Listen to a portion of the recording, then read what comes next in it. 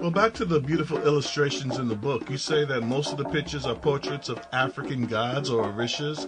What inspired you to paint these portraits, and which one of them are your personal favorites and why?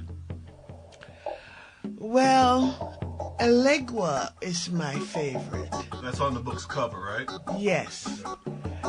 And Elegua opened the doors for all the other orishas to come through. And he was first and foremost. I love him. He works for me in many ways. And, he was my inspiration. I got it from an African mask that I saw. When I saw the mask, I thought, that is Elegua. And I painted it just as I saw it, but with all the markings on it that shows that it's Elegua. The Obeah Woman by Anastasia A Armourer. Chapter 9. Dora could hardly wait to get home and into her bed. She drove her truck slowly up the dirt road that led to her house. As she approached her gate, a tall black hooded figure appeared in front of the truck. Dora stepped suddenly on the brakes. She was startled. The figure stood motionless as the light from the truck shined upon it. Dora sat motionless also, waiting for the figure to move. It didn't. Dora then opened the door, and got out of the truck. She tried to sense who this could be, but the vibrations from the person were unlike anything she had ever felt. She thought perhaps it was a lost spirit trying to find its way. "Who are you?" Dora asked as she approached the figure. "Dora, stop, don't come any closer." "Who are you?" Dora stopped about 10 feet away from the dark form. "It's me, Red Claw." "Red Claw?" Dora moved towards him. "No, Dora. Don't come any closer, stay away." Red Claw moved backwards away from Dora. "Let me help you, Red. There is only one way to help me, and that is to kill me, Dora. I want you to know that I did not do this to myself, it was done to me by others." "Who did this to you, Red?" "That is not important now. Just promise me that you will not allow them to take me alive.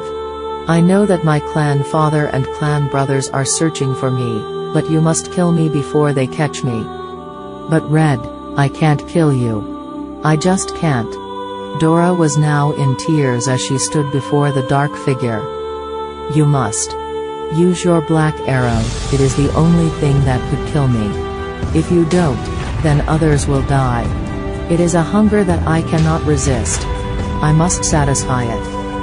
You must hold on, Red, I'm going to find a way to cure you of this. You must believe me. You must trust me. Please, don't give up." "I trust you, Dora, but I don't know how long that I can continue like this. Please, don't let them take me alive, and always remember that I truly love you, Dora." With those words, Red Claw vanished from before Dora's eyes. She called to him, but he was gone. Dora wept for Red Claw as she returned to her truck, that she finally parked in her garage. Dora was so upset that she could not sleep even though she was dog-tired. Her mind was consumed with thoughts of Red Claw and how she could obtain the Eye of Ra from Samuel to cure him. It was hours before she could get to sleep, but sleep did finally find her. She slept for a long time. It was Tuesday evening, about 3 p.m. Abby, Kokaka's #1 apprentice, walked along the river bank in the swamp gathering slugs, snakes and other night crawlers. Suddenly, she heard footsteps behind her. She turned around to see a tall, extremely handsome man. He was about the age of 35 years old, with red curly hair. His skin was like dark chocolate. He had the stature of a king and was obviously well built. Abby held her lantern high to get a closer look at the handsome man.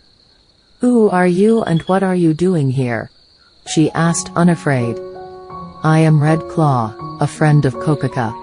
She has been wanting us to meet." He smiled, displaying his perfectly white teeth.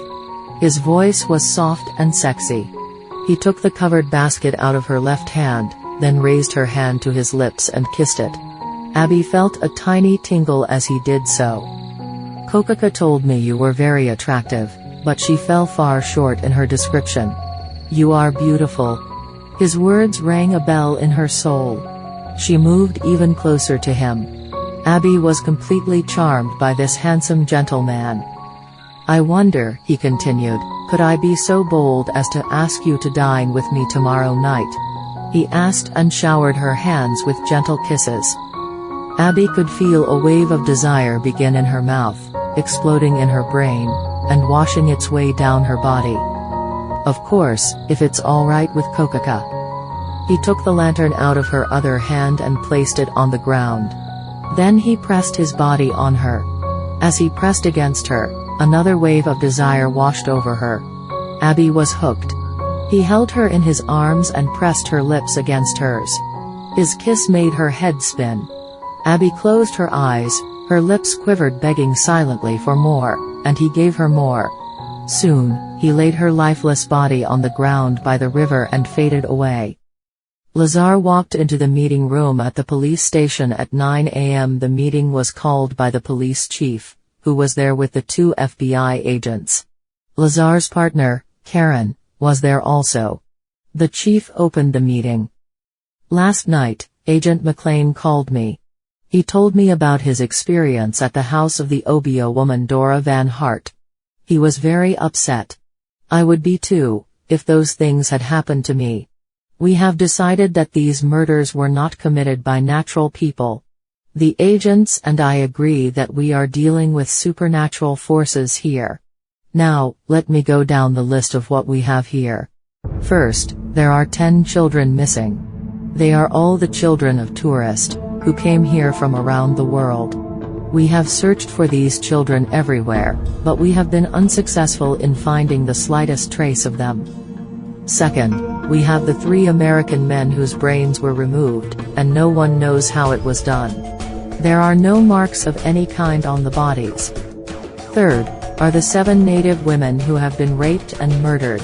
There is a small hole on the back of the skulls, and the fluid from the brain, spine, and blood are gone.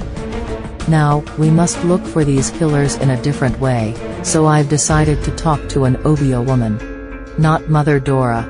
I know that you believe in her, Lazar, but talking to her and getting information from her is like pulling teeth. As luck would have it, I have the name and number of another Obeah woman, who I am told would be happy to talk to us. I will give you her number, Lazar. I would like you to call her and make an appointment to meet with us tomorrow if possible at 11:30 a.m., here at the station. I am told she is a Caucasian woman from America, who has lived here for the past 10 years. After we speak to her, we should have a better idea of whom or what we are dealing with. Now, let's go back to Mother Dora. 2 dead bodies were removed from her restaurant yesterday. It has been confirmed that the men were killed by mice. Although none were found, there were droppings all over the restaurant. Mother Dora's story about a demon controlling the mice is incredible to say the least. Anyway, I don't know how all of these things fit together or if they do. Hopefully, Ms. Rhonda Baker, the Obeah woman, can tell us that. The chief handed the information to Lazar, who was not pleased about using anyone other than Mother Dora, but he said nothing as he left the room and went to his office to make the call. Rhonda was happy to receive the call from Lazar, and she agreed to meet at the police station on Wednesday morning at 11:30. She promised to help them in every way. The Obeah woman, Rhonda Baker, arrived at the police station at 11:15 on Wednesday morning. She was met by Detective Lazar, who introduced her to the Chief of Police. "Good morning, Ms. Baker. I appreciate your coming here today to assist us with this problem. As the Chief of Police, I intend to use all means necessary to solve these murders." I am sure that I can help you, Chief. I want this murderer found and brought to justice as soon as possible. Rhonda spoke with great confidence. She had her own agenda, of course. You see, many years ago, Rhonda was very much in love with Red Claw, but he spurned her. She tried everything, but he did not want her. So, she went after his clan father, Lionel Van Hart, Dora's husband. She wants Red Claw dead. That is why she came to the police station. Rhonda's pretty white skin, blonde hair and blue eyes usually gets her most of what she wanted, and when they didn't work, magic got her the rest, with one exception, Red Claw. Her magic did not work on him. It was now time for the meeting. The chief of police, the FBI agents, Lazar, and Karen gathered to hear what the Obeah woman had to say. Gentlemen, I understand that you have quite a few problems. First, the children of the tourists. They were taken by the Bakwas, but I assure you that they will be returned unharmed. Then why were they taken in the first place? Asked Lazar. That, I cannot tell you, but as I said, they will be returned. When will they be returned? Asked the chief. The day after the eclipse of the moon. Now, gentlemen, about the 3 Americans, they were killed by the Bakwa's shadow creepers. Creatures you couldn't possibly understand. You can't find them, nor can you possibly prosecute them.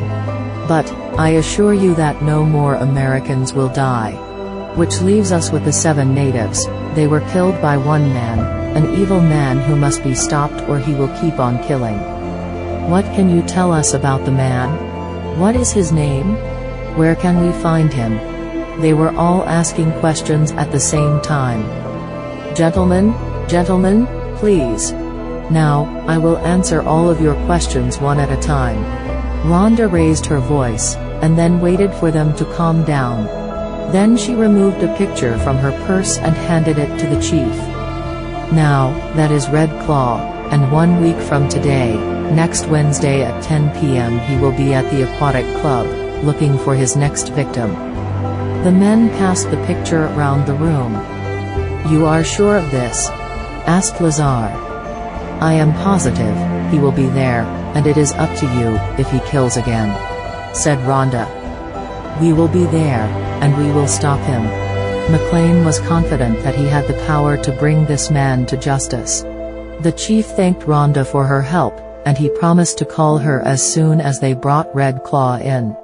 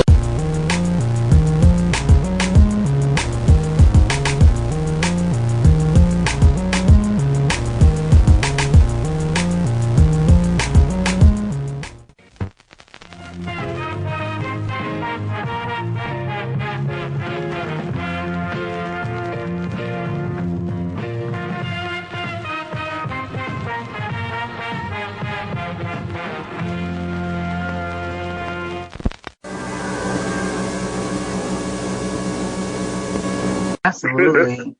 No, thank you for continuing to tell your mother's story, even after life, right? I mean, this is legacy. This is something that, right? I mean, this is why for me in my own personal life, right? I want to make impact on individuals so that someone maybe that loves me, maybe my children, or I don't have any kids now, but in the future, right? Will share my story like you are. What's your hope, George, with continuing to share your mother's story? Well, basically the thing that she hopes for, and it's the introduction of the Orishas, particularly to our people. And my mother kind of believed that there was a definite miseducation when it came to who we are. and who these Orishas are. And I mean, most of our people shunned away from this type. They'd see our paintings and be scared of it, just off the basis of, okay, they're black spiritual beings, and what is this? And this is kind of weird, and maybe this is some kind of thing to do with hell or whatever. It's been so demonized, and that characteristic that of our culture that's been missing from our people is something she believed needed to be restored. And I think later on in life, somewhere she will be known basically as somebody who actually did a good thing by restoring and making these Orishas known to the public. The Obeah Woman by Anastasia the Phoenix Armourer. Chapter 10. Later that night, in the realm of the netherworld, how black was the darkness. The stillness, the coldness, the darkness unchanging, so undisturbed. In the evil depths of it, Samuel the Black dwells with his demons. The sound of his breathing echoed through the dark clammy halls. He sat on his throne in the darkness, in deep contemplation, not wanting to be disturbed. Suddenly, in the halls, he heard a shuffling. An instant annoying sound that moved closer towards him. He knew what it was, and it irritated him to the core of his being. So, you have come, Kokaka. His deep voice destroyed what was left of the silence. Yes, great lord, it is me. Kokaka bent low before the evil overlord. Where is Dora Van Hart? He asked, as he sat with his throne turned away from her. I'm sorry, great one, but she is more powerful now than I can tell you. Kokaka kept her body close to the ground. You're telling me that your great plan failed? He shouted, his voice echoed through the halls. Kokaka laid flat on the ground as he swung his throne around to face her. Is that what you're telling me? You promised me if I give you the money for Shanka, that you would be able to trap Dora, so where is she? Answer me? He screamed at Kokaka. I'm sorry, my lord, she escaped us. Kokaka trembled as she kept her body on the ground. Us? You mean that she has escaped you? You Kokaka. You are useless. Completely useless. Suddenly, the taps of high heel shoes echoed in the halls, moving quickly, into his chambers. Nahima entered the room, like only she could. Her beauty is beyond compare, and no man or spirit could resist her. Get out, Kokaka. I want a word in private with your king. She smiled in a condescending manner at the old crone whose beauty she had stolen, as Kokaka crawled out of their presence on her hands and knees. Samuel leaned back on his throne, as Nehemiah walked in. He was dressed in a black robe embroidered with small diamonds that looked like the stars in the night sky. He was a tall, handsome, white man with long black hair and eyes that revealed the evil in his soul. Nehemiah walked up the small flight of steps to his throne. She is the only person that he allows to stand in his presence, or to approach him in such manner. She wore a long blue silk dress of oriental design. Her long black hair flowed down her back to the ground. Her eyes were as green as emeralds and her long silky legs peeped through the slit in the side of her dress. Nehemiah sat on Samuel's lap and kissed his cheek ever so gently. What is it you want from me this time, Nehemiah? He asked as he looked into her beautiful green eyes. You have not told me why Dora Van Hart is so important to you, and I would really like to know. She stroked his face seductively. Curiosity killed the cat, Nehemiah, and that is my personal business. I could get her for you, if you told me why you wanted her so badly. Samuel just looked at her in a manner that told her not to pursue it any further. Well, I will still help you. I know just how to get her. She smiled at him as she moved his finger over his lips. Her lover Red Claw is in trouble, and she would do anything to help him. My imps tell me that she would like the Eye of Ra to cure him. If you give me the stone, I will use it to bring her to you. Samuel closed his eyes as he contemplated her proposal. Oh, come now, Samuel. You must have faith in me. Okay, But if your plan fails, and you lose that stone, I will be very angry with you. I won't fail. Neema was very confident that her plan would work. Samuel opened his hand, and there in his palm appeared a beautiful gem attached to a long golden chain. Neema took the jewel from his hand, kissed him gently, and left his chambers. The next morning, after breakfast, Sandra took Angela to school, leaving Dora to get ready to go to her restaurant. She and Ingrid had spent the entire day yesterday cleaning and getting it ready to open again for business. She was just about to walk out the back door when she heard someone call her name at the front gate. Dora walked out her front door and up the path to the gate, where an East Indian woman stood looking like she had been beaten half to death. Her face was swollen with 2 black eyes and there were cuts on her forehead and lips. Her left arm was in a sling, and she held her stomach with her right hand. As Dora approached, her tears rolled down her cheeks. "My God, woman, what happened to you?" Dora opened her gate and took the battered woman into her arms as she began to sob uncontrollably. Dora helped her into the house and sat her down at the kitchen table. She then took a bottle from her shelf and poured some of its powder into a cup. She took the kettle from the stove and filled the cup with water. The woman sobbed as she blew her swollen nose into a small washcloth. "Here, drink this. It will stop the pains." Dora fed the drink to the woman and made her drink all of it. Dora then sat next to the woman at the table and waited for her to compose herself, and tell her story. After a few minutes, the woman stopped crying and began to speak. "My name is Lila Dowlat, we are Hindus." The woman blew her nose again, as more tears flowed down her cheeks. "Did your husband do this to you?" "No, ma'am. My husband is a kind, gentle man who would not hurt anyone." "Then how did this happen? Who did this?" Dora held the woman's hand to help her steady herself. "A shadow creeper," the woman whispered. Dora could feel the fear surging through the woman's body. "What?" Dora was stunned. She could hardly believe her ears. "I didn't even know what that was until 3 days ago. I had no idea that kind of evil existed in this world." "Please, Lila, start from the beginning." "Okay, I will try. 9 years ago, my husband moved us to a village in Maraval. He was a young doctor with 2 children who were quite young also. Gamla, the oldest, was 6 and Mirun was only 3. The house was modest, but it had 3 bedrooms, so the girls each had their own room. In the village there was a man called Simon Slag. He had a little girl about 6 years old that he was raising by himself. As time went by, we learned from the villagers that Mr. Slag's wife had died in the hospital shortly after she had given birth to his daughter. Mr. Slag hated hospitals and all doctors, due to his wife's death. Naturally, he did not like my husband, but his daughter, Marcel, and my daughter Gamla became friends.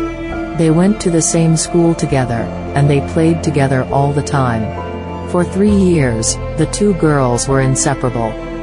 Until one day, my daughter came home and told me that Marcel did not come to school that day. So she went to her house to see why.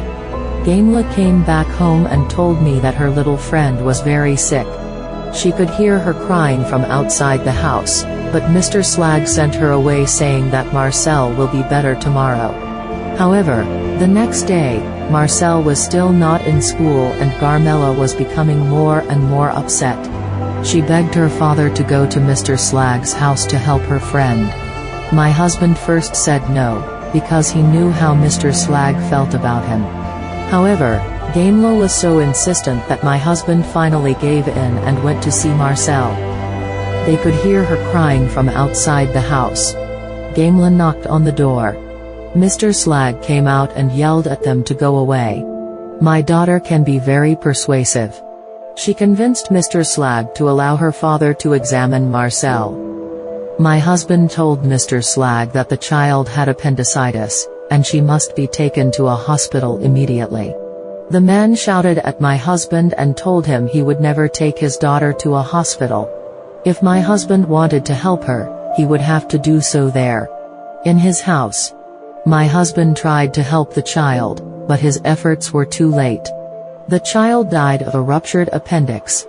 Mr. Slag was beside himself with grief. He beat up my husband and threw him out of his house. He vowed that he would make my husband pay for his daughter's death. After his daughter died, Mr. Slag just disappeared from the village, and after a few years went by, we had forgotten all about him. 6 years had passed, and not a word from him to anyone in the village.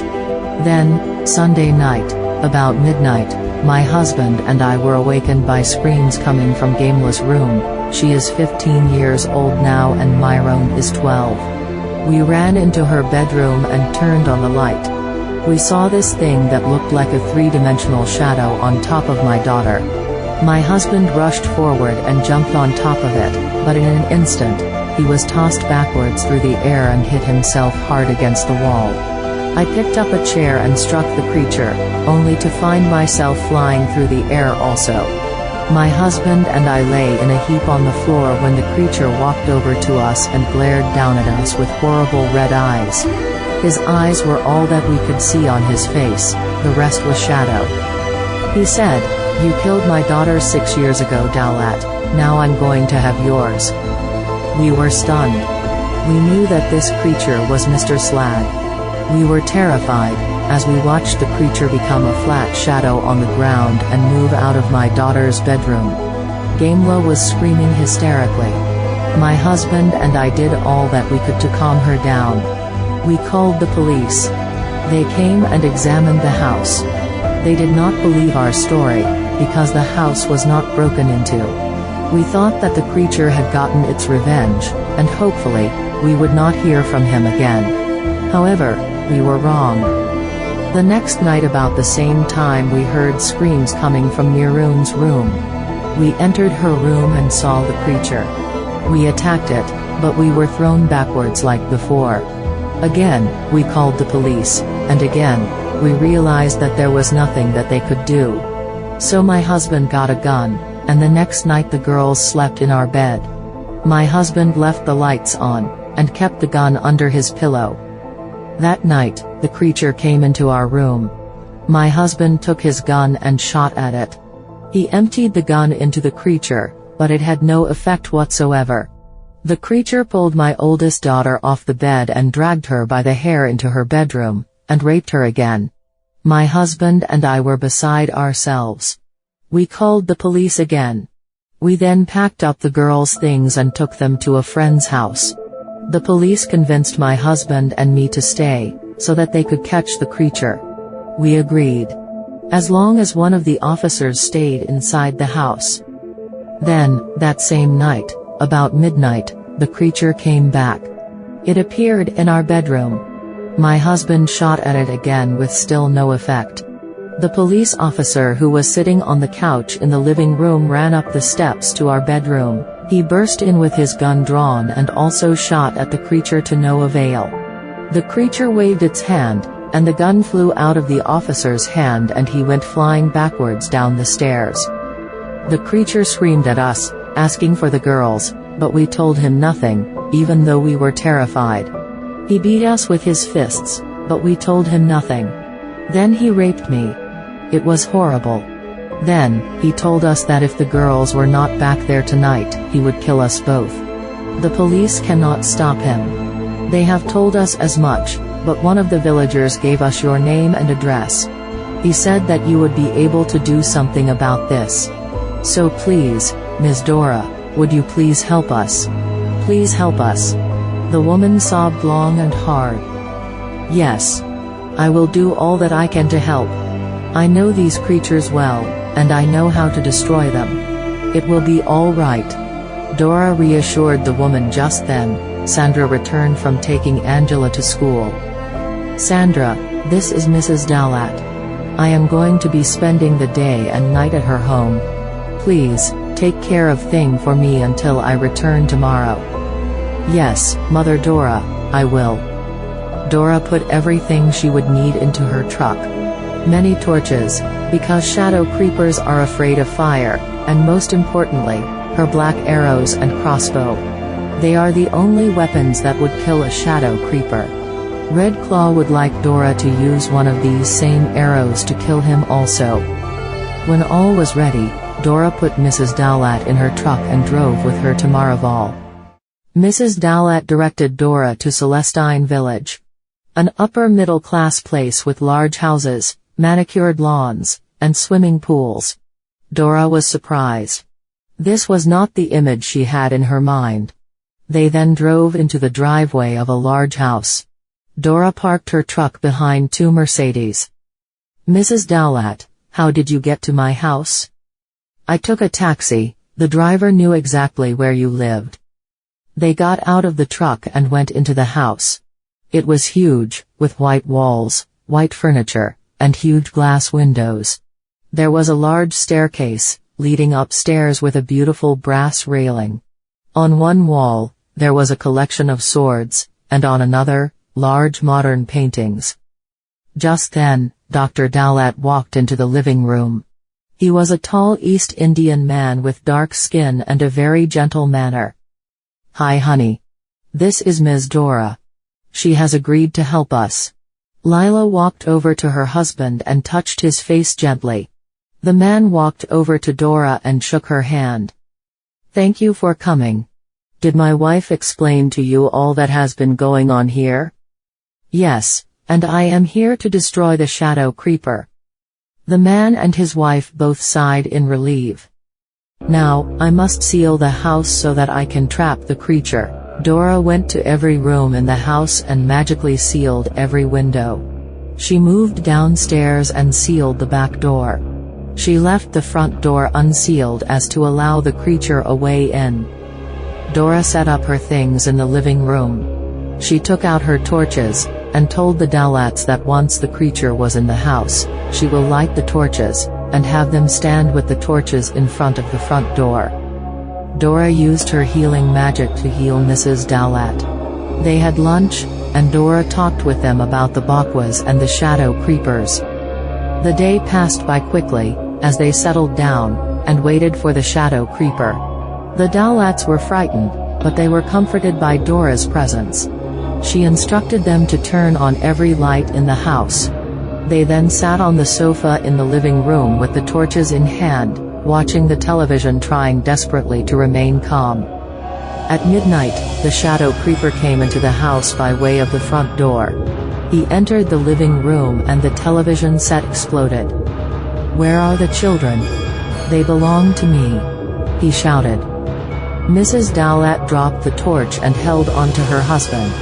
They were so frightened that they could not move off of the sofa. Dora took a small stone out of her pocket, and held it in her hand. It became a fireball, and she threw it at the creature. He howled and flew up the stairs. Dora rushed over to the Dowlatts, and took the torches and lit them. She then gave the lit torches to the Dowlatts and positioned them at the front door. "No matter what happens, you must stay right here with these torches. If you move, he will escape." Dora placed her quiver of black arrows onto her back, and took her bow in her hand. She placed one arrow in her bow and held it at the ready, as she walked quietly up the stairs. She could hear the creature banging on one of the bedroom windows trying to get out. Dora crept closer and closer to the room. The door was open and she saw him at the window. She steadied herself in the doorway and raised her bow. At that moment he turned and saw her. He let out a howl and quickly dematerialized. Dora's arrow missed him, as he flew past her, knocking her on her ass. The creature flew down the hallway and into another room. Dora scrambled to her feet. Suddenly the lights in the hall began to explode. Soon the entire upstairs was in complete darkness. Dora could not see him, but with her keen ears, she could hear him breathing. She crept closer to the room as he tried desperately to get the window open. Dora centered herself as she began to feel his vibration emanating from the room. She placed another black arrow in her bow, and crept to the door. The light from the outside shined through the window as the creature struggled to open it, He turned again and saw her, and he flew past her, slashing her face with his clawed hand, knocking her out of the way, and flying downstairs. Dora scrambled to her feet again and took off after him. She could feel the blood rushing from her face. The Dowlats were screaming loudly, but they held their torches in front of them and did not move. Dora ran down the stairs. She saw him at the back door. She was determined not to miss this time. She raised her bow and let the arrow fly, striking the creature in the back. He let out a howling scream, as he imploded and fell to the ground as a pile of ashes. Dora quickly took the torches from the Dowlats and extinguished them. Then, she instructed Mrs. Dowlat to vacuum up the ashes and take the bag outside.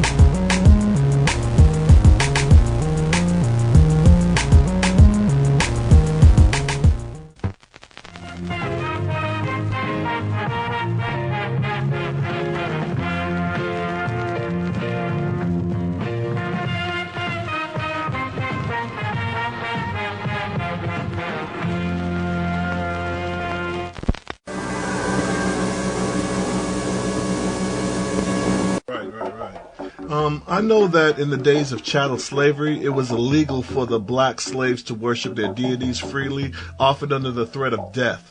These slaves, they found clever ways to secretly worship or practice their original religion through synchronizing these deities with the white saints of Christianity and doing their worship and their rituals under radar. Could you tell me a little bit more about that? Yes, they found that if they prayed to the white saints, their masters wouldn't beat them. They would think that they were Christians. They're synchronizing it. Yes. And Eligwa was placed in St. Anthony. And Shango was Santa Barbara. And on and on. Right. Yes, and they did that because no one wants to be beaten.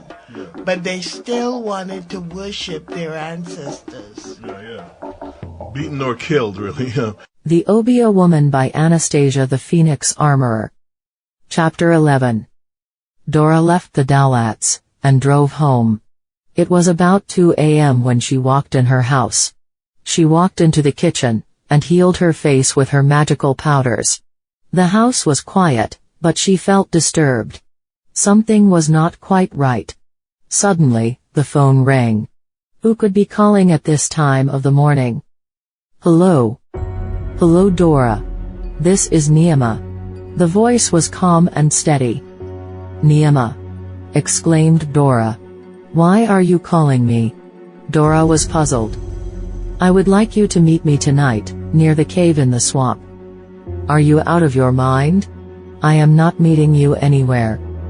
Then, your beloved Red Claw will die. Dora was stunned. She did not know what to say.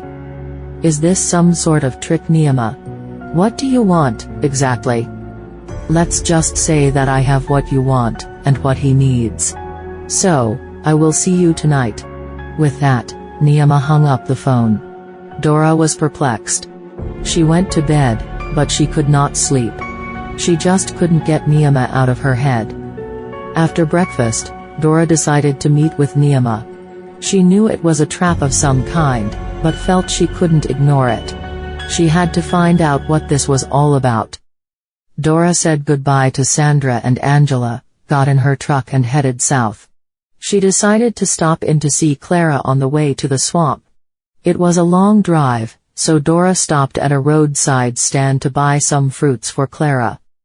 When she arrived at Clara's house, she found her in the back of the house hanging clothes on the line. What brings you down here, sister? Clara asked, as she embraced Dora. "I brought you some fruit." Dora placed the bag of fruit in Clara's hands as they walked inside. "Let's have some tea," Clara said, as she placed the fruit in a basket on the kitchen table.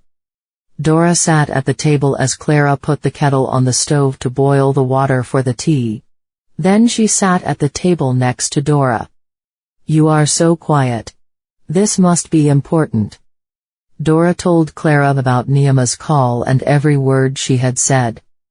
"Don't tell me you are going to that swamp tonight. Are you out of your mind? This could be a trap." "I know, Clara, but something is telling me that I must go." "What could she possibly want with you?" "I know. She wants to steal your beauty, like she stole Kokaka's." "I don't think so. This sounded very important, and it has something to do with Red Claw. I am determined to find out what that is." "You just be careful, girl. Niama cannot be trusted." Dora reassured Clara that she would be careful, and then the two friends whiled away the evening until it was time for Dora to go to the swamp. Dora drove her truck as close as she could get to Niama's cave. Then, she got out and walked the rest of the way. The moon was shining brightly, and the night sky was full of fireflies. The song of the night creatures filled the air, as she made her way through the swamp. She could feel the evil presence of Niama. She stopped for a moment to sniff the air. She was certain that the evil sorceress was close. Then, suddenly, someone whispered her name. "Dora." The voice called to her. "Dora." She stopped. It seems the entire swamp was calling her name. She looked all around her. She knew it was Niama. "What is it that you want, Niama?" Dora's voice was loud and angry. A bright light filled the swamp, awakening the fairy folk. They came out of their home in the trees and fallen logs. Niama appeared looking like a beautiful goddess. "You're not a goddess, Niama, so cut the light show. I'm not impressed. Do you know how many people would give their souls to have an audience with me, Dora? I came to you to help you, and what do? You insult me. You know, I have destroyed people for doing less. There is no doubt in my mind as to what you are capable of doing, Niama. Now, state your business, and let me be on my way." "On your way to what, Dora?" "The sweepers are here. The order sent them to destroy your lover. He will die tonight, if you don't help him." "The sweepers?" Dora whispered to herself. "Yes, my beauty. They are setting things up as we speak, not far from here, and you know they will find him, unless I help you." Niama smiled as she moved towards Dora in a seductive way. "Like you helped my sister. Kokaka came to you because she needed help and all you did was help yourself to her beauty. As usual, Dora, you don't know the whole story. But, because I like you, I will help you." "You like me? That's a laugh, Niama. It is well known that you like only yourself." Niama smiled and moved her body close to Dora, moving her hands across her shoulders. "You are so lucky, Dora. Because of all the people on this planet, it is you that I like. That's why I got you this." Niama showed Dora the third eye of Ra. Dora gasped in disbelief. "The third eye?" she whispered as she stared at the beautiful jewel. "Yes, Dora. This would really help you, wouldn't it? With this jewel, you could transform Red Claw back to his original self. With it you could transform your sister, Kokaka, from that ugly, repulsive croon, to the beautiful young woman that she once was. There are so many things you could do with this Eye of Ra." Dora never took her eyes off of the stone, as Niama waved it in front of her face. "What is it you want, Niama?" "You, Dora, yes you. Give yourself to me willingly, completely, and this jewel is yours. I can't, and you know it. And you call me selfish. You can, but you won't, because you are selfish. You say you like me. If that is true, why don't you just give me the jewel? You know how much I need it. Give it to you, for free? Ha, ha, ha." You don't ask for much, do you? Nothing is free, Dora. We all pay a price for the things we want. She moved her body close to Dora again. You need this stone, Dora. What are you willing to do to get it? Dora was stumped. For the first time she realized how her sister was trapped by Niama. I am a daughter of Shango Koba Selba. I will never give myself to you. With those words, everything stopped as though frozen in time, even Nahima. She stood there holding the stone. Nothing moved, not even the air. Dora removed the stone from Niama's hand, ran quickly to her truck, and drove away. When the wheels of her truck hit the main road, then, all was normal again. She didn't know how she did it, but she stole the third Eve of Ra from Niama, and knew, one day, she would have to deal with her about it. But for now, the jewel was hers, and she planned to make good use of it.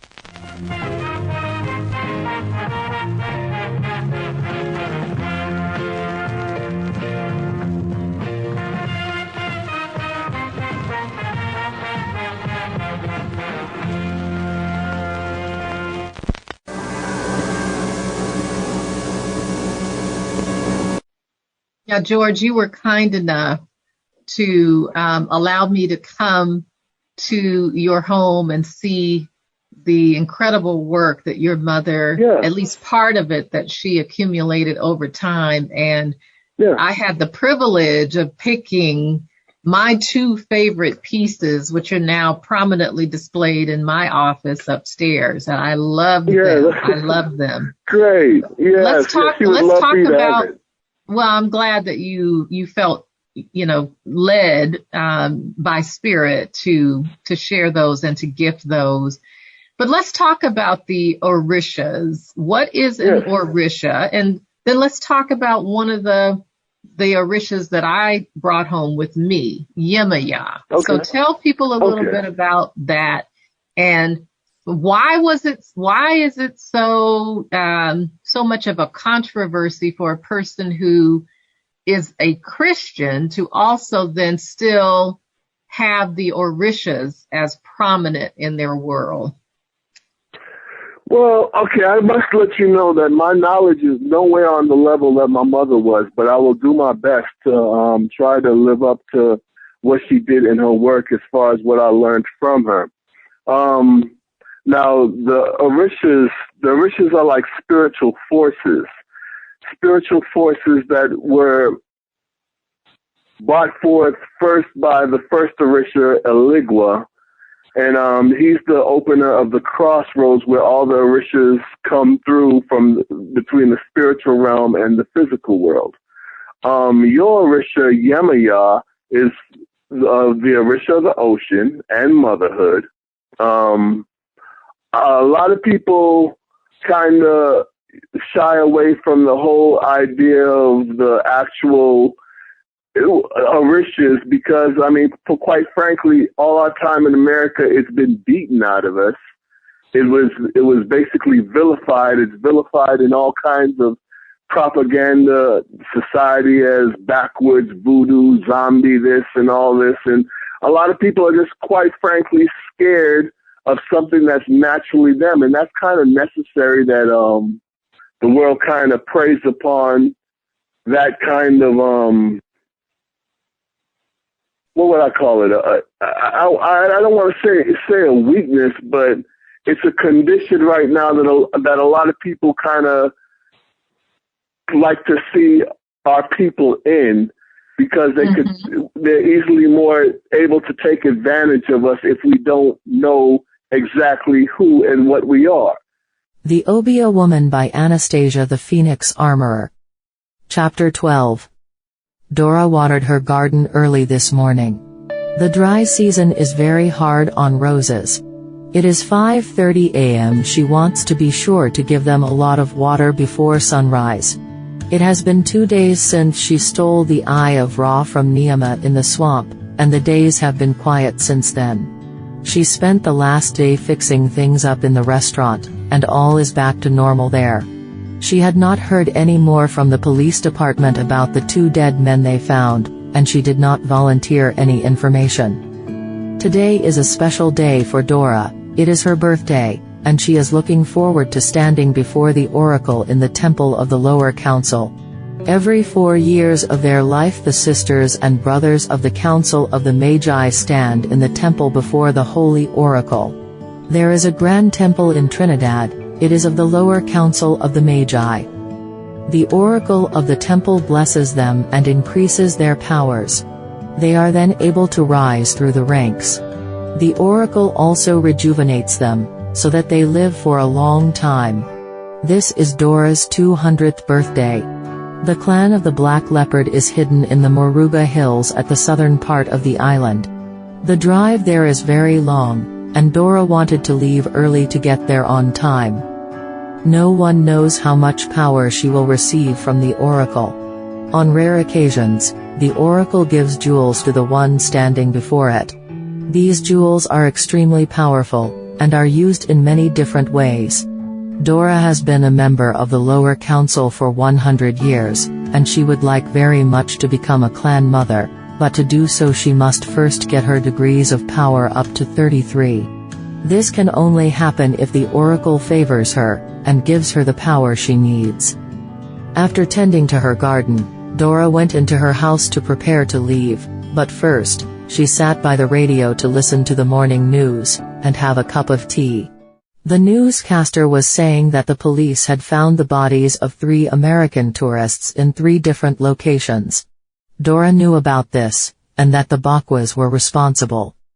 She got ready, said goodbye to Sandra and Angela, got into her truck and drove south. The temple of the lower council was built for all the Magi. It was a very large building with many glass windows. On the grounds of the building, there were many tall coconut trees. The building was painted dark green with gold trim and a golden door. Dora parked her truck, and walked up the path to the front door. Some of her sisters were arriving at the same time, and she greeted them as she entered the building. They were all dressed in their formal ceremonial robes of purple and gold, and they all looked very beautiful. Inside the building, there were many rooms and long hallways. Shoshana, the clan mother, has an office here. Dora walked up to the office and knocked on the door. "Come in," said the clan mother.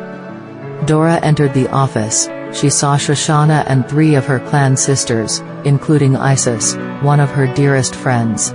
"Dora, today is the day, at last. Everything is ready for you, and we will be entering the main hall in 15 minutes. Isis walked over and embraced Dora. "Don't be nervous, I am sure that you will find favor with the oracle today." Isis smiled and placed her arm around Dora's shoulders, and led her out of the room. All of her sisters were there, including Rhonda, the tall, voluptuous, blonde, Caucasian woman who stole Dora's husband 3 years ago. When an Obeah woman faces the oracle, it is a special day for everyone in the clan. Soon it was time to enter the great hall. The clan mother and her assistants entered first. Then the sisters entered in pairs. Dora and Isis were at the beginning of the line. Isis held candles as they walked inside.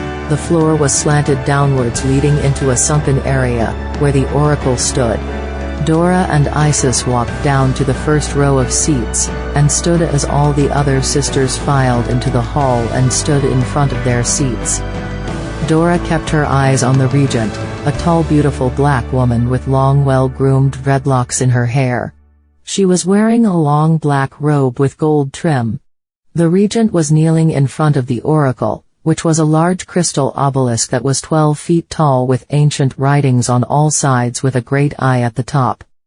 The smell of sweet incense filled the great hall. The clan mother and her 2 assistants were kneeling on one side of the circle around the oracle. Everyone was silent as the regent prayed. Then after a few minutes, she stood to her feet and faced the congregation. "Dora Van Hart, please come forward," said the regent, as she pointed her finger at Dora, who stepped out of her place as she walked toward the regent. "Let all who are present here bear witness that Dora Van Hart has come today, on her 200th birthday, to stand before the oracle. If it be his will, she will be blessed and gifted with power and rare jewels. May you, Dora Van Hart, find favor today, and be granted all that you desire. So let it be written," said the clan. Then the regent stepped aside to give Dora access to the oracle. Then, one of the assistants came over and took the candle from her hand. Dora moved forward and stood before the oracle.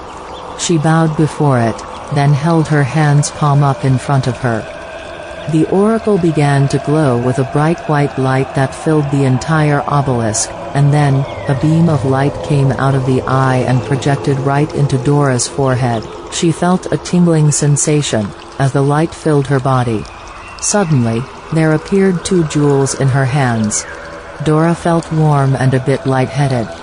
Then, it was over, and the oracle became normal again.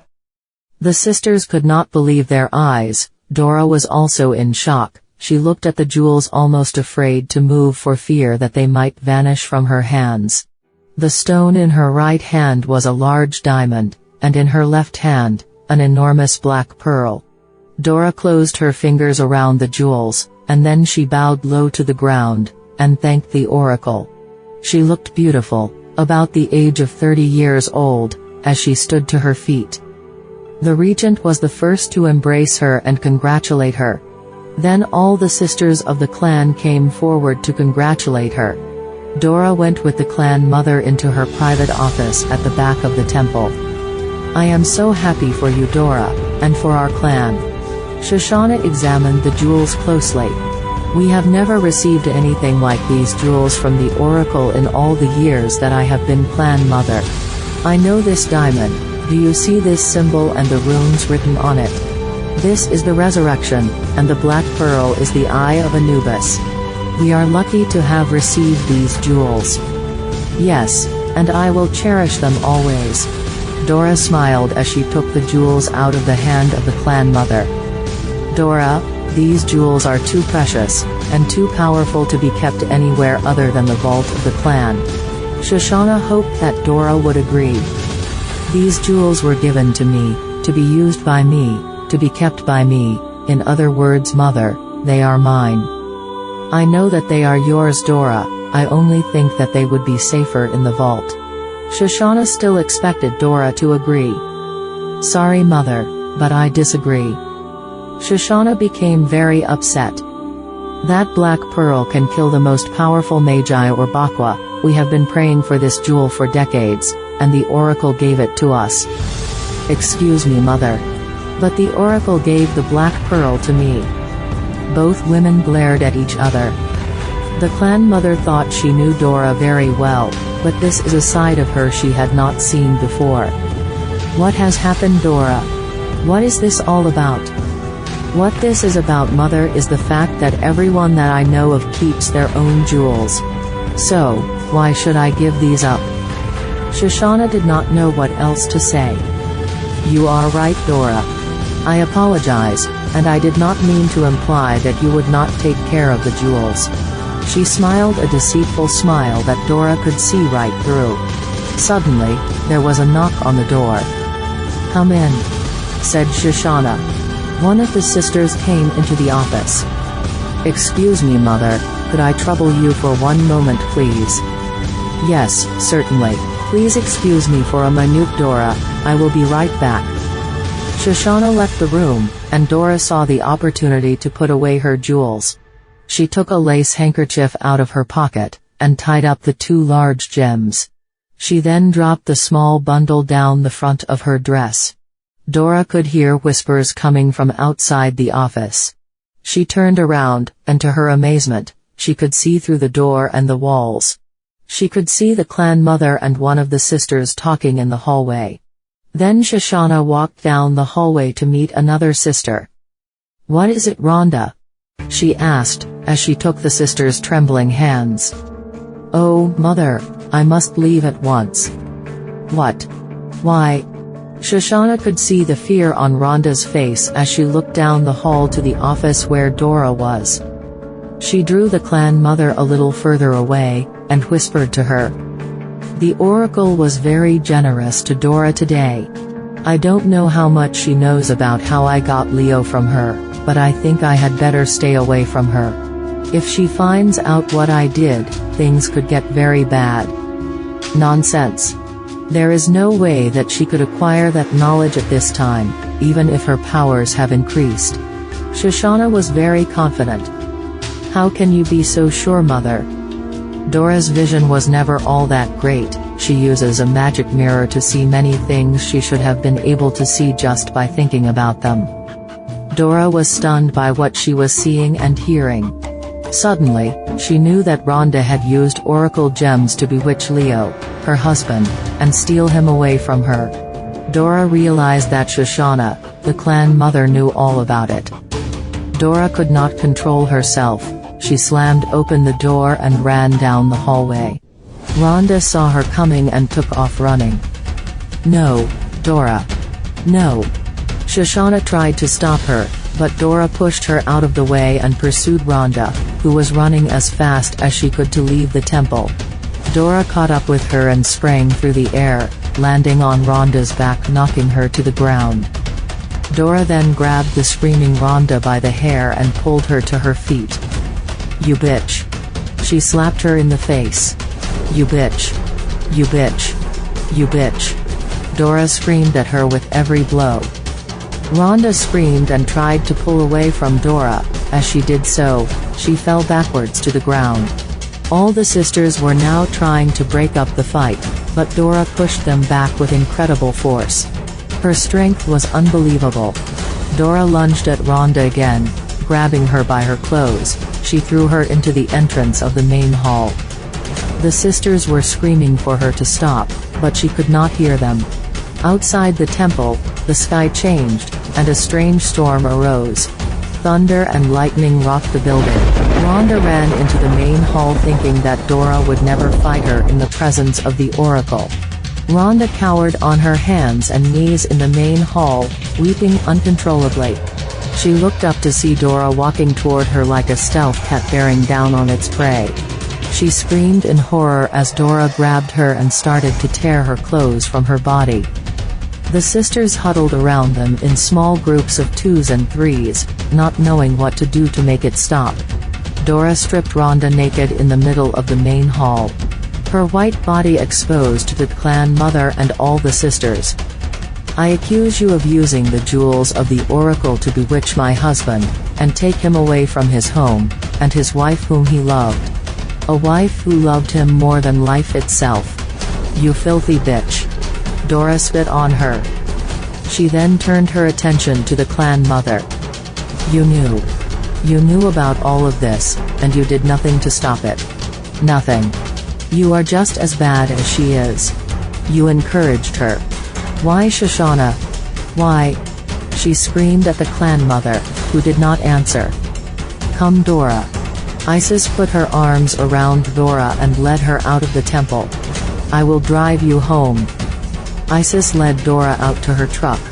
The rain was pouring down as the lightning lit up the night sky. "Shango is angry, because you are angry," Isis said to Dora as she put her on the passenger side of her own yellow truck. Dora wrapped herself in the blanket that was lying on the seat, and they drove away, leaving the temple in the storm and all the confusion. Now that Rhonda has been exposed in the middle of the temple, her spell on Leo has been broken. Isis stated as she stared at the road in the darkness. 3 years with my husband. That bitch stole 3 years of my life. Oh Isis, I wanted to kill her," Dora said tearfully. "But, you didn't. You did the right thing. You exposed her to the clan." Isis tried to keep her eyes on the road. You know, Dora, I have never trusted Shoshana. I have never trusted her.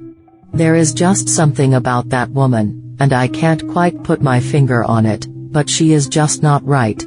I know that she's my clan mother, and she seems caring and giving, but I think it's just a load of horse shit. I don't believe that she is sincere. I just don't believe it. Dora said nothing to all of this. She simply sat quietly, as she stared out the window into the darkness. At the temple, the other sisters helped Rhonda to get herself together. Then she and Shoshana sat in the office at the back of the temple. I would advise you to leave this country immediately, Rhonda, because your next encounter with Dora may not end this well. Leave my husband. To go where? Asked Rhonda with tears in her eyes. First of all, he is not your husband. Secondly, you are an American. Go home. I can't. I won't leave Leo. He loves me, and I don't care what Dora says, he will never leave me. Rhonda held her head up high. Shoshana stood to her feet, and threw her hands in the air in disbelief. I don't believe you. When you bewitched Leo, did you bewitch yourself also? That man loves his wife. I know what you did, Rhonda, but now the spell is broken. Shoshana was bending over her as though trying to pry her eyes open. Broken? The spell is broken? Fear was setting into Rhonda's soul again. Yes, my dear. Dora exposed you before the oracle, whose gems you used to do evil. But, my gems are not from this oracle. Rhonda was weeping again. You fool, all the oracles are connected. They are all a part of each other. Shoshana was now shouting at her. Your stupidity is going to cost you your life, and me, my trust with my sisters. I have to go home. I have to explain to Leo. Explain what? Shoshana interrupted her. Explain to him how you fucked up his life. This is no ordinary man, Rhonda. Lionel Van Hart is a clan father, and the only reason you got him is because you stole a spell book from a dying wizard, and used the Venus stone called Desire to bewitch him. Now for your 3 years of pleasure, we both well feel the pain. I'm sorry, Mother, but I have got to go home. Rhonda started to collect her things. You can't go home, Rhonda, because you can't leave this temple. If you or I go out there, Shango will kill us with his lightning bolts. We are stuck here until the storm is over. Rhonda sank into her chair with her head in her hands, weeping bitterly. Rhonda finally arrived home after being trapped in the temple for about 3 hours. She pulled her Mercedes into the driveway. The servants were taking suitcases and putting them by the door. Leo. She called, as she ran through the house. Leo, darling, where are you? She ran into his study, and there, he was sitting at his desk writing. She walked slowly into the room. Leo continued to write. She sat in front of his desk as he continued to write. Leo, darling, please, look at me. He continued to write. I can explain. I saw you that first day, at the club, remember, darling? You were so handsome, I fell in love with you that day. I couldn't help myself. I know what I did was wrong, but I knew that if you could get to know me, that you would love me too. The tears ran down her face as she reached across the desk to touch his hand. Leo pulled his hand away from her and stood to his feet. Turn off the waterworks, lady, the spell is broken. He picked up an envelope from his desk and handed it to her. In there is a plane ticket to New York, and a check for $10,000. I have booked a room for you at the Queen's Park Hotel. The servants have packed your things. Goodbye, and have a good trip. Leo started to walk out of the room. No, Leo, please wait. She pleaded. He stopped and looked at her. His eyes were cold as ice. He felt nothing but disgust for her. Oh, darling. I love you so much. Please, forgive me. I'm so sorry. I never meant to hurt you. She left her seat and knelt at his feet. What about my wife? Did you mean to hurt her, or was she just too unimportant for you to care? He stared down at her with hatred in his eyes. She had never seen this look on his face for anyone before. I didn't mean to hurt her. I just couldn't help myself. I love you. Lady, you don't know the meaning of the word. Now, get your ass out of my house, before I have you thrown out. His voice was cold and hard. Rhonda knew that he meant every word he said. She watched him walk out of the room without looking back. At that point, she knew that she had lost him. Kokaka was so upset about Abby that she could hardly think straight. She walked into the cold room where she had laid her and wept again for her. Abby was more than just an apprentice, she was a daughter, and this pain was unbearable. Kokaka went to her bedroom and unlocked a large trunk. She took out a beautiful box and opened it. Inside were rows of gold coins. After staring at the box for a long time, she closed the box. She will do what she must do. Kokaka called all of her people together. I have to go somewhere, it is very important, and I must go alone. You must all stay here. No one must follow me. Is that clear? Yes, my queen. They all answered. Kokaka readied herself. She did not think that she would ever have to do this. She placed the box in a bag and left. No one followed her, not even the demons. Her people obeyed her commands. She stood outside of her cave. This was the most difficult thing she has ever done. And what if she was rejected? She would never be able to live it down. And another thing, she hated giving up all that gold. She left the cave, and went on her way. Twice she stopped and almost turned back. But, she continued on until finally, she was there. She stood about 3 yards away from the gate. She did not speak, she did not call out, she just stood there looking at the beautiful house in the moonlight. It was the only house on the whole island that her eyes could not penetrate. It looked like a grand English home with its enormous garden full of roses and rare herbs, and splendid tall trees. As she stood there, Coco became more and more nervous. She turned to leave, but suddenly remembered why she had come to this house. Then suddenly, the door opened and the woman of the house walked slowly down the path and stood at the gate. For a moment, they said nothing. They just stood there in the moonlight looking at each other in disbelief. Hello Dora, Kokaka said, finally finding her tongue. Dora did not respond. I am here because Red Claw has killed my Abby, she said slowly with sadness in her voice. Dora knows how evil and proud Kokaka is. So she knew it must have taken a lot for her to come here to do this. I know that we are bitter enemies, Dora. You hate me, and I hate you. Over the decades, you have had to pay me for the lives and souls of many people. In this bag is a box full of rare gold coins that is worth at least $1 million American dollars. Please come to my cave and resurrect Abby. I know that you have the power to do so. Kokaka, you threw away your life for something as frivolous as vanity. Vanity? You think I went to Nehima because I wanted more beauty? You stupid bitch. I went to Nehima because I wanted her to help me destroy the Order of the Magi. You are mad. No one can destroy the Order, and why would you want to? Oh, I am going to destroy the Order, Dora, because of what they did to me. What did they do to you? They took care of you. They put you on the right path. They killed my mother.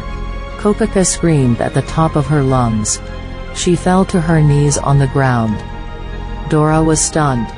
She opened the gate and walked over to Kokaka, who was weeping bitterly for the first time in over a decade. Dora stared down at the crone weeping at her feet. What did you say? The words came from her soul. Kokaka lifted her head and sat on her heels. You heard me, sister, that order, that you so love.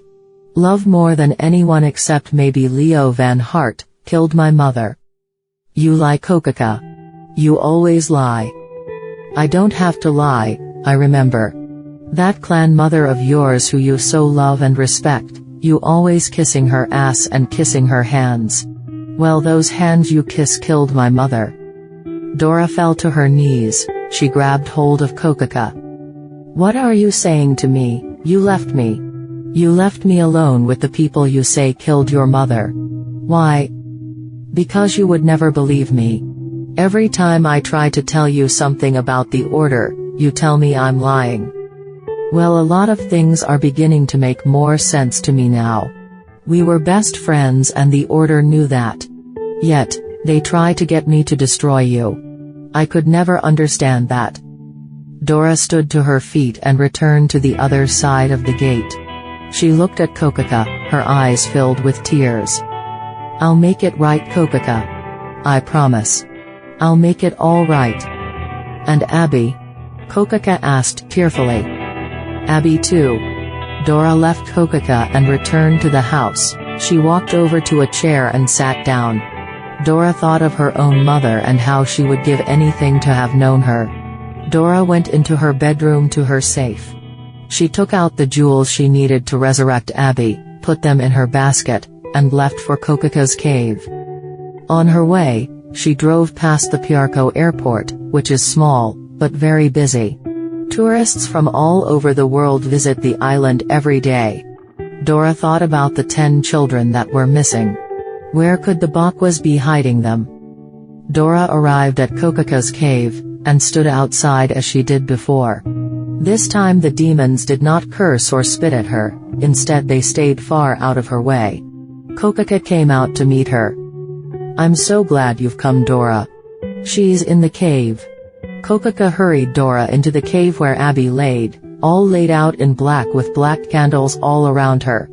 Dora removed the jewels from her basket and held them in her hands. Kokaka watched with great interest. Dora whispered the chant of resurrection softly so that no one could hear them. The jewel floated out of her hands and circled over Abby's body. Then, the light came out of the large diamond and filled Abby's lifeless body with light. The jewel floated back to Dora's hand, and she put it away in her basket. Abby opened her eyes, then sat straight up. Kokaka and her helpers screamed for joy. Abby looked at Kokaka and smiled. She was alive and completely healed. Kokaka walked over to Dora. Thank you, Dora. If you ever need anything, let me know. Dora could say nothing to Kokaka, there is so much going on in her mind. She left the cave and began her walk through the swamp, back to her truck. She moved through the swamp with the stealth and cunning of a cat. The swamp was alive with the early morning creatures. Dora got in her truck and prepared her mind for the long ride home. It was then she decided to complete her teleportation training. Dora sat in her truck as a thought came to her. She had the Eye of Ra. Why not heal Kokaka? She returned to the cave. Kokaka was celebrating Abby's resurrection. She looked up and saw Dora standing at the mouth of the cave. Did you forget something, Dora? She asked. Yes. I decided to rejuvenate you. Kokaka's mouth fell open, she could not believe what she had heard. Dora walked over to her and removed the Eye of Ra from around her neck. The stone rose up in her hand as she said the incantation of rejuvenation. A beam of light came out of the stone and bathed Kokaka from her head to her feet. The powerful spell was broken and Kokaka's beauty restored. The entire cave exploded with joy. Demons were jumping up and down, clapping their hands and dancing for joy. Kokaka was stunned. She looked down at her hands and feet. Abby appeared by her side, and handed her a mirror. She gasped when she saw her beautiful face and her long black hair. Oh Dora, what have you done? Kokaka wept with tears of joy. She then went to her bag and took out the box of gold, giving it to Dora. I only wish it was more, she said as tears rolled down her face. It is enough. Dora replaced the jewel around her neck and left the cave. She walked to her truck and began her long drive home. Lazar, McLean and Hanson arrived at the aquatic club in Street James precisely when Rhonda told them to be there. The aquatic club was the watering hole and playground for tourists, especially Americans. It is situated between the main road and the sea. The aquatic never closes. It is open day and night 7 days a week. Anything a tourist wants, he can find here. Alcohol, drugs of every kind, and women. Lots of women. The three men walked into the club at about 10 p.m. They each had a picture of Red Claw. They decided to stake out the club in 3 places: 1, near the front door; 2nd, at the bar; 3rd, at the back door. Lazar took the front door, McLean took the bar, and Hanson took the back door. The club had 3 levels, but the men decided to remain on the main floor. The place was jumping. People were dancing and drinking, having a good time. At about 11:15, McLean thought he saw something. A black man with red hair. He wasn't quite sure, so he decided to walk through the crowded dance floor for a closer look. The lights were dim and he was standing with his back turned away from McLean. He was leaning up against the wall talking to a beautiful white woman. McLean got close enough to see his face. It was him. It was Red Claw. McLean grabbed him by the arm and said, "Red Claw, you are under arrest." With those words, Red Claw turned and punched him so hard in the face that he broke his nose. McLean fell backwards into the crowd of people dancing. Lazar and Hanson saw what happened, so they both rushed toward Red Claw. He decided to go for the front door, as he pushed people out of the way. He ran smack dab into Lazar, who quickly wrestled him down to the ground. However, Lazar was no match for Red Claw. He picked up Lazar and threw him about 10 feet, slamming him into the wall. Hanson had his gun drawn, as Red Claw ran out of the club. He fired off 2 shots into his back, but they did not stop him. Hanson chased Red Claw down the stairs and out into the main road. Hanson was firing shots at him. Red Claw ran in front of a car. The car hit him so hard that it lifted him off of the ground and onto the hood. His body slammed into the windshield and broke it. Hanson ran over to him. "Put your hands in the air, put your hands in the air, right now. You got nowhere to go." Red Claw got off of the car and started moving towards Hanson. Hanson began shooting, but his bullets were ineffective. Red Claw walked up to him, grabbed his head and snapped his neck. Hanson dropped to the ground dead, as Red Claw simply walked away.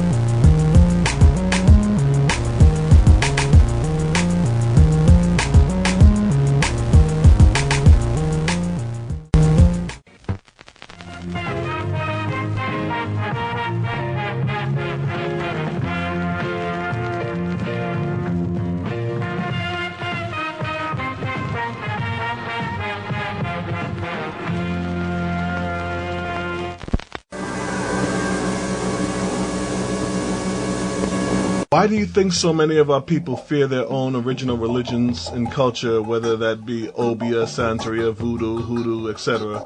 Most of our people try our best to distance ourselves from these ancient beliefs many decades after chattel slavery that has to do with, I guess, pre-colonial Africa or wherever. Why is that? Why do we distance ourselves from these ancient cultures? Well, they were taught that these religions were of the devil. They were taught that they were evil. And it's going to take some time to convince them that this is their religion. These are their gods.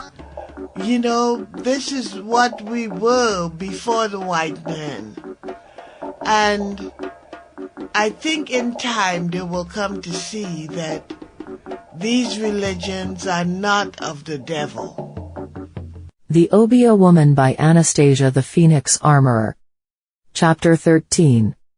The news of the murdered FBI agent spread throughout the island. The witnesses told police about the black man with the red hair they saw commit the murder. Leo knew immediately that it was Red Claw. As he sat at his desk listening to the news, his phone rang. Hello? Hello, Leo. This is Regent Astor. Yes, sir. How may I help you? Help me? I want you to help yourself. You have got quite a mess on your hands, young man, and I am expecting you to clean it up immediately. Now, this thing has gone too far already, so put an end to it, and I mean like yesterday. The regent hung up the phone. Paul, get in here. Leo shouted. Immediately, a tall white man about the age of 40 ran into the room. Yes, sir. Red Claw is running a rampage on this island and it is up to me to stop him. He has killed a lot of people, including an American FBI man. Now that is the last straw. Do we want to take him alive, sir? No. I want him dead. You have 2 days to put together a team, and we will hunt him down until he is dead. Yes, sir. I will get right on it, sir. Paul left the room, leaving Leo to plan his strategy. Dora heard the news about Red Claw, and she was determined to find him and heal him from this terrible curse. She must find a place to hide him after he is cleansed. Dora thought long and hard, and then she remembered the room in the Temple of the Lower Council. Dora has the master key that can open any lock. Dora drove her truck to the grocery store and stocked up on provisions. She then drove to the temple, and took all the food down to the secret room. Dora knew that people only came to the temple for ceremonies, and Red Claw will not be there long. Dora returned home and began her divination to find Red Claw. Leo Van Hart led his team of red dragons into the Nariver jungle. They knew that Red Claw occupied several caves in the area. These men were more than Obeah men. They make use of top-of-the-line communication and ammunition devices. The men have worked together for decades with Leo Van Hart as their leader. First, there is the Scanner, a magician of high degree with strong psychic abilities. Second, the Arachnids, they are the web weavers who form barriers. Third, the Healer. Fourth, the Eliminator, he uses fire in all forms. Fifth, the Ammunition Expert. And sixth, the Equippers, who are in charge of all technical equipment. These men are the best in their field, and they have never failed in an assignment. I want this entire forest sealed off. Put up a web dome immediately. Leo ordered the Arachnids to go to work. The 2 men immediately transformed themselves into enormous spiders and began spinning a dome over the entire area. The material looks like silk, but it is not. It is extremely sensitive to light and dissolve with the first rays of the sun. Scanner. Talk to me. Where is he hiding? I am getting a very strong vibration from a cave up there, in that northwestern region of the forest. Brian, I want everyone fully equipped. 100%. We won't be able to move back and forth to the vans once we enter the jungle. Leo was loading up his own equipment as he gave orders. Jerry, connect me with the council. He got into the van as Jerry carried out his orders on the computer. Soon the symbol for the lower council appeared on the screen. Sir, I wanted you to know that we are in place, and about to enter the jungle. Good work, Leo. Now, I want you to be very careful with this. You have never had contact with a Kanka vampire before, and please do not underestimate your wife's feelings for this man. Don't worry, sir, I don't think that she will be a problem. Remember, Leo, the Chancellor is watching this one.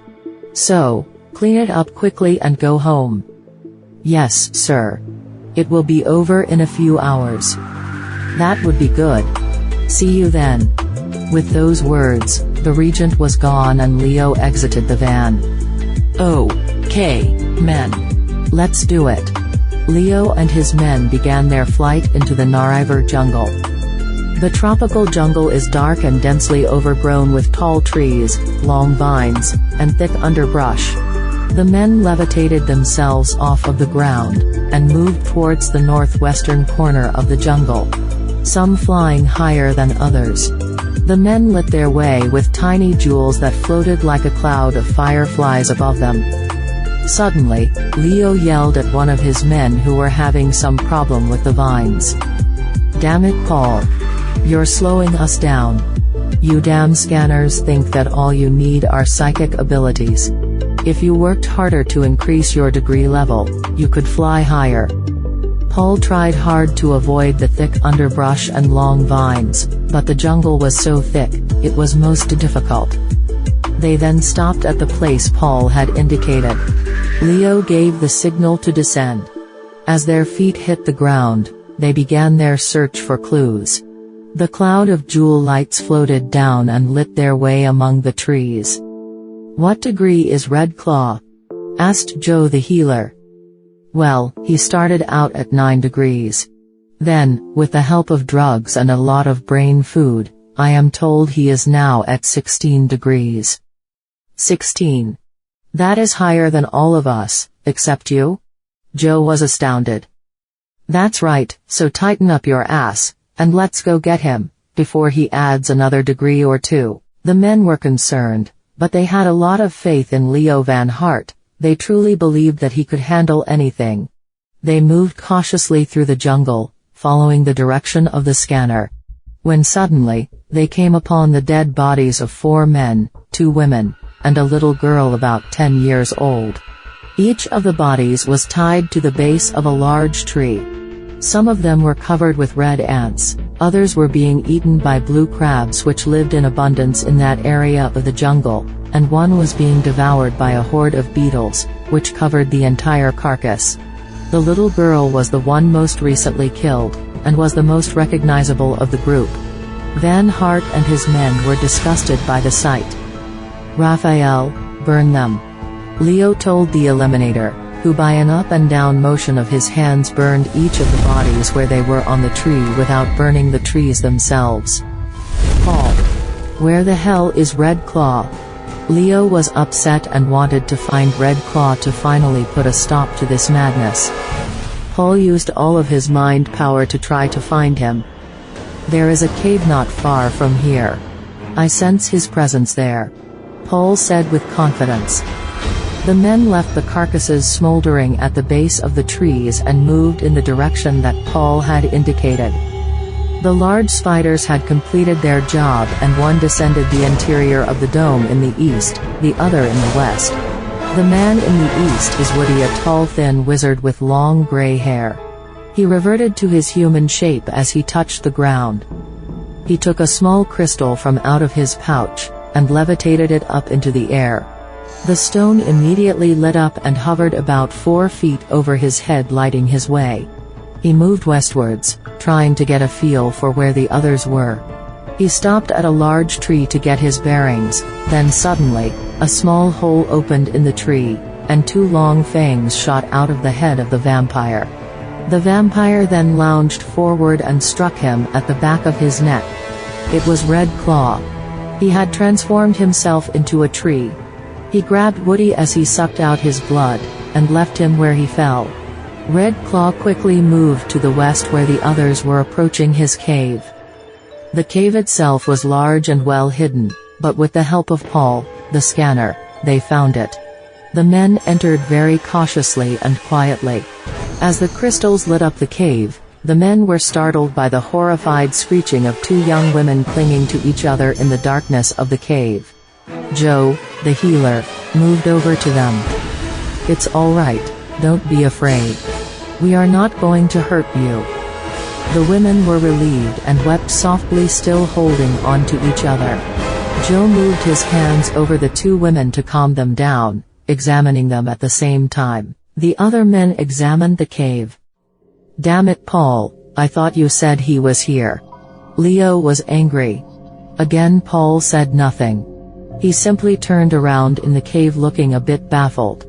Joe moved over to Leo and pulled him to the side. My God, sir.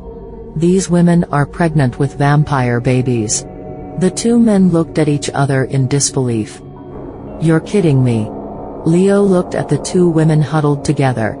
As he walked over to them, the other men closed in behind him. So, he's using these women to breed more of his kind.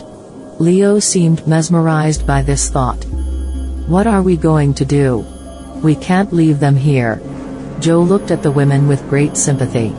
Then, without warning, Leo Van Hart shot out 2 bolts of lightning from out of his outstretched hands, hitting the 2 women and killing them instantly. Joe was stunned. He could not believe what Leo had done. Ralph, burn them. Leo gave the order without flinching. Paul, I want to know where this creep is, and I want to know it now. He screamed at Paul, who was trying desperately to locate Red Claw. My God. Woody is dead. What? The men all asked, not believing him. He is. Red Claw killed him on the east side. Paul looked at Leo with an apology in his eyes. At that moment, Clifton, the other arachnid, walked into the cave. Let's go. They all followed Leo's order, and floated over to the east side where Woody's body lay on the ground. Leo and Joe knelt beside Woody's body. They were shaken by his death, as were all the others, because Leo didn't expect to lose any of his men on this mission. The death of Woody Lane brought with it a new and very different reality. Clifton too was hard hit. Woody was his partner and friend for many years. They had developed their arachnid skills together. Clifton wrapped him up and took him back to the van. Leo walked over to Paul, grabbing him by the scruff of the neck and slamming him up against a tree. This is your fault, you incompetent idiot. I want you to focus yourself right now, and tell me where that creep is. Yes. Yes, sir. Ah, let me see. Oh my, he's at the vans. Leo dropped Paul, as Clifton picked up Woody, which he had wrapped inside and placed over his shoulder. They all flew off towards the vans. James, the equipment expert, had stayed behind at the van. He had just stepped out of the main vehicle to have a smoke. He stood by a rock looking up at the silky white dome the arachnids had made with wonder. It never ceases to amaze him, no matter how many times he has seen it. Just how do they do it? Suddenly, a hole opened up in the rock, and the vampire's fangs struck him at the back of the head. In a moment, Red Claw had sucked out his blood and dropped his body to the ground. Leo and his men arrived moments later only to discover James' dead body. My God. What kind of a demon is this? Asked Joe as he knelt down and examined James' body. A demon of the worst kind, Joe. Leo was disgusted. He came to this forest with 8 men to do a job that he thought would take him a few hours, with no personal loses, and in less than an hour, he had lost 2 of his men. Okay, men, it's time for us to regroup here. The men gathered around Leo. Now it's clear that this demon is worse than I thought. He is cunning and ruthless, and we must destroy him. We must not allow him to kill anyone else, so we must move in pairs at all times. We must not be alone at any time. Stay alert and observe everything around you. Paul. Where is he now? I sense he is close, but he is so well shielded that I cannot pinpoint his exact location. When you say, close, how close is close? Ah, within 100 yards. Okay. Let's move in a circle of a 100 yards radius. Examine every tree, rock, and shrub in the area. The men proceeded as ordered, moving out very cautiously. They examined every tree and shrub, rock and vine, with no success. Leo looked at Paul with anger. He's here. I swear it. Paul said quickly. Then where is he? Leo's frustration was at its peak. Paul tried hard, but he could not locate Red Claw. "Look, there's a river near here. I would like to get some fresh water. Looks like it's going to be a very long night. Would anyone like to come with me?" Joe asked as he headed in the direction of the river. "I'll go with you," Paul said quickly, wanting to get away from Leo for a few minutes. Leo did not stop him, he simply waved his hand of approval in disgust. The two men walked over to the river. Joe took his canteen and walked down to the edge of the water, while Paul sent up a few more light crystals. Suddenly, Red Claw rose up from out of the river waters, and grabbed Joe, pulling him into the water, then disappeared. Paul screamed so loudly, the others flew immediately to his side, but Joe was gone. "Where is Joe? Where the hell is he?" Leo was shaking Paul, who was so upset he could not speak. He finally was able to say, "Red Claw." Red Claw came up out of the river and just took him. They all ran to the river, but there was no sign of Joe anywhere. Where did he take him? Damn it, Paul. Where did he take Joe? Leo was screaming at him. I don't know, I can't think. Paul was in tears as his body slumped to the ground. Raphael, I want you and Clifton to take 6 dark crystals, and light up the dome. Jim, you know that the crystal may damage the dome? Yes, I know, but we have no choice. We must be able to move quickly without worrying about slamming into a tree. Just anchor them as far away from the dome's surface as possible. The two men took the crystals high above the forest. They decided to string the crystals from east to west, starting in the middle of the dome, and moving out in opposite directions. By this time Dora had driven her truck deep into the Nariver forest. She knew that Red Claw occupied many caves there, and that the red dragons would go there to find him. Dora had to get to him as quickly as possible, and use the jewels to transform him back to normal. She could see the huge dome in front of her, and thought that she may be too late. Dora parked her truck about 100 yards away from the dome. She then climbed into the back of the truck to change her clothes, and put all that she would need in her backpack. She wore a pair of black jeans and black leather boots, a black shirt, and wrapped up her long hair in a black head wrap. She then placed her backpack on her back and flew off to the dome. She didn't know how to enter the dome structure. She pounded it with her fist to test it. The material was extremely hard, and even Dora's lightning bolts could not penetrate it. Suddenly, she thought of the jewels, the Eye of Ra. She removed the chain from her neck and held the jewel in her hand. It rose up in front of her. She held her hands up with her palms facing the jewel and said the words, Brahma out Ra. Suddenly, a beam of light shot out of the crystals and hit the dome. The beam burned a huge hole in the dome structure and Dora flew in. On the inside, the dome was well lit, and Dora tried to get a sense of where Red Claw was.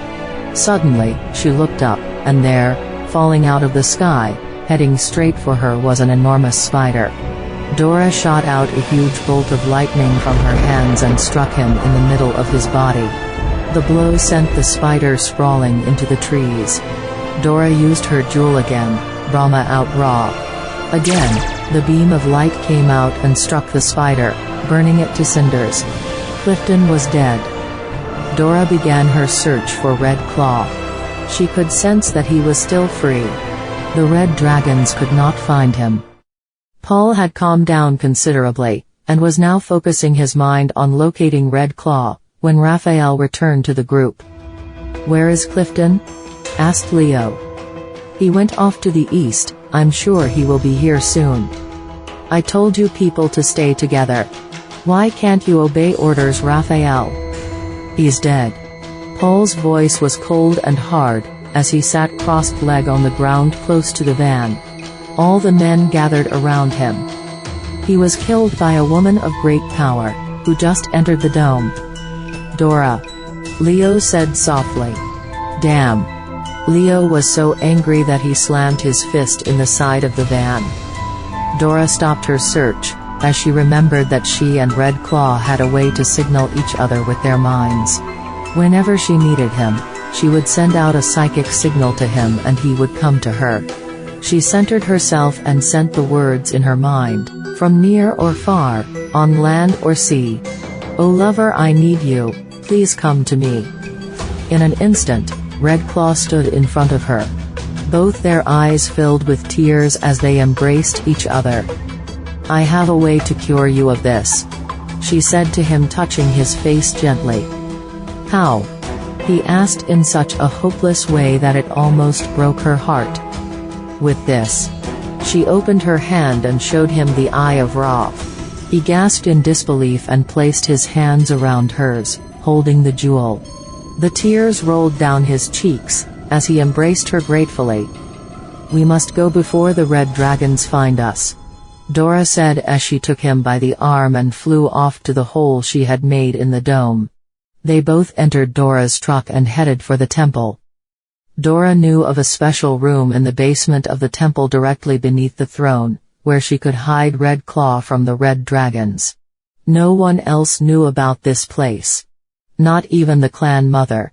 Dora discovered it by accident one day while she was cleaning the temple. Dora placed her hand on the door of the sacred chamber, and it opened for her. They entered the chamber, and the door closed behind them. In the room was a bed, a table, chairs, and shelves with food.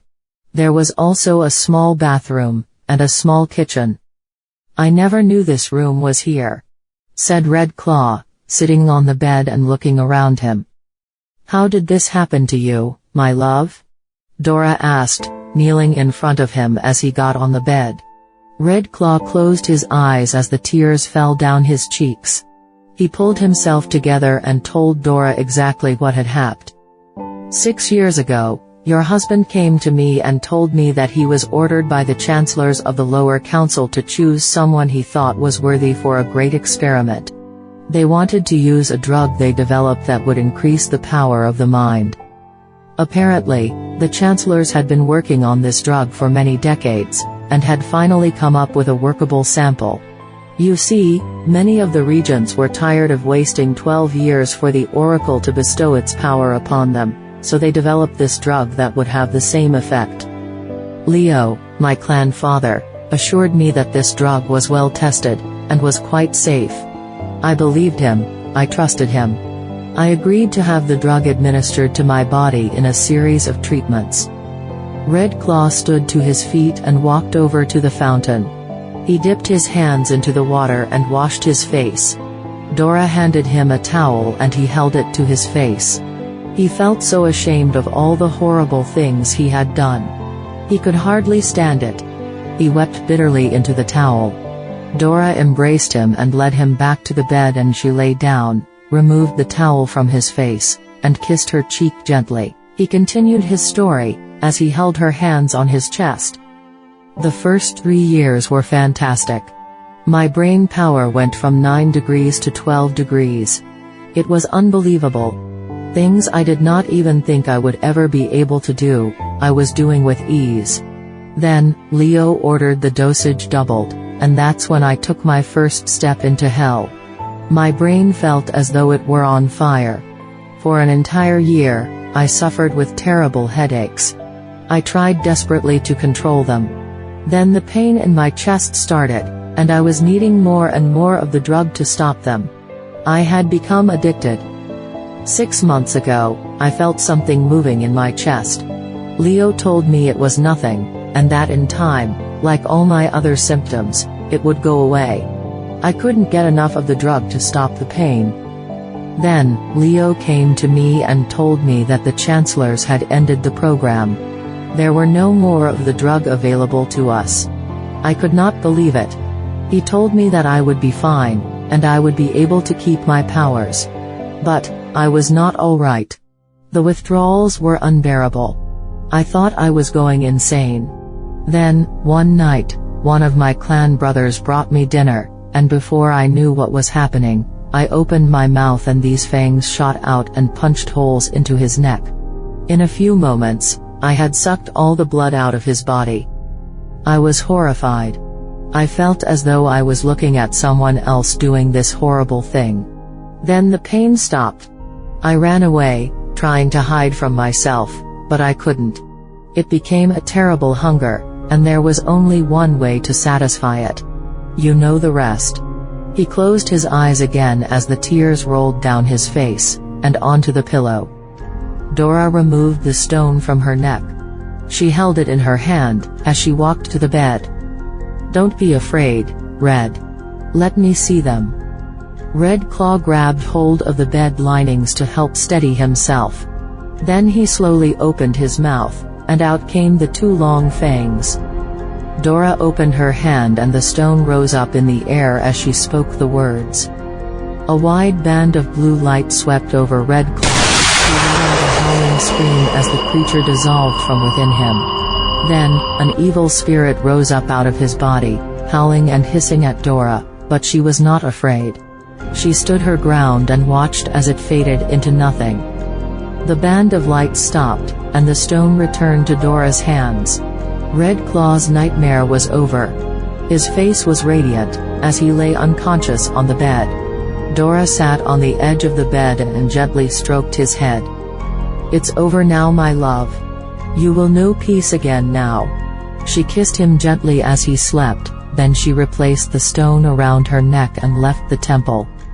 The hours seemed like days to Leo Van Hart. He sat on a log lying by the side of the communications van.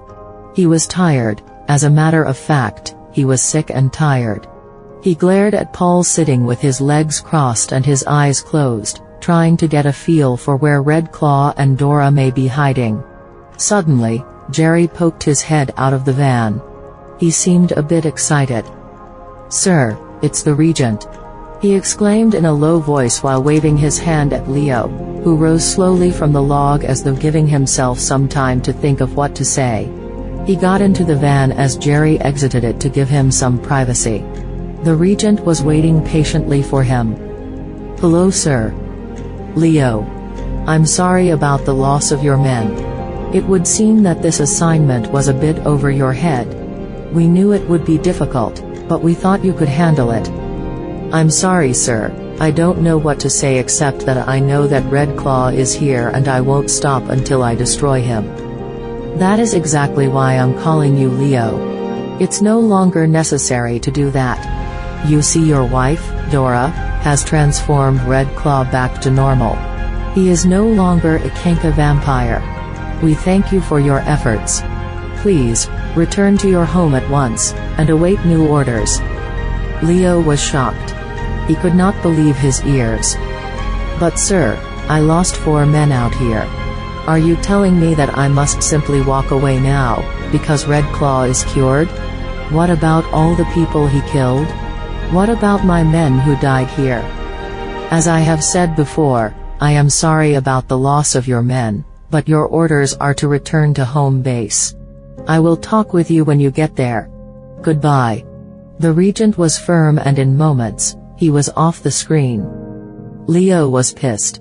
He was so angry, he could hardly contain himself as he stepped out of the van, slamming the door behind him. He said nothing to the men who were now waiting for him to give them new orders.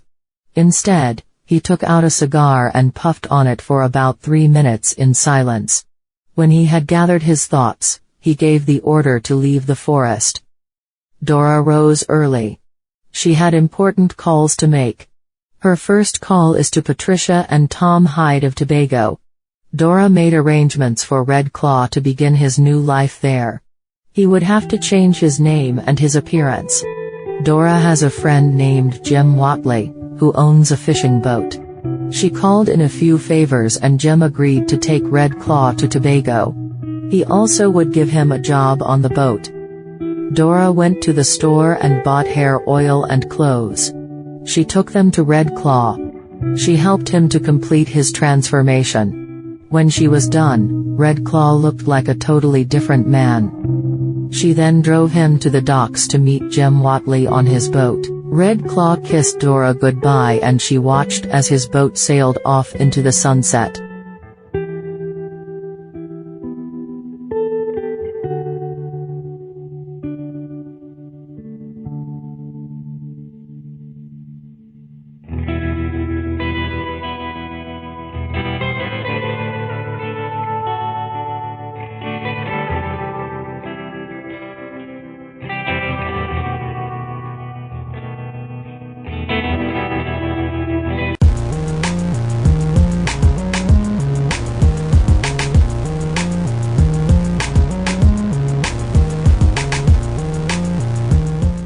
I am Pallas Athene, and I know the thoughts of all men's hearts, and discern their manhood or their baseness.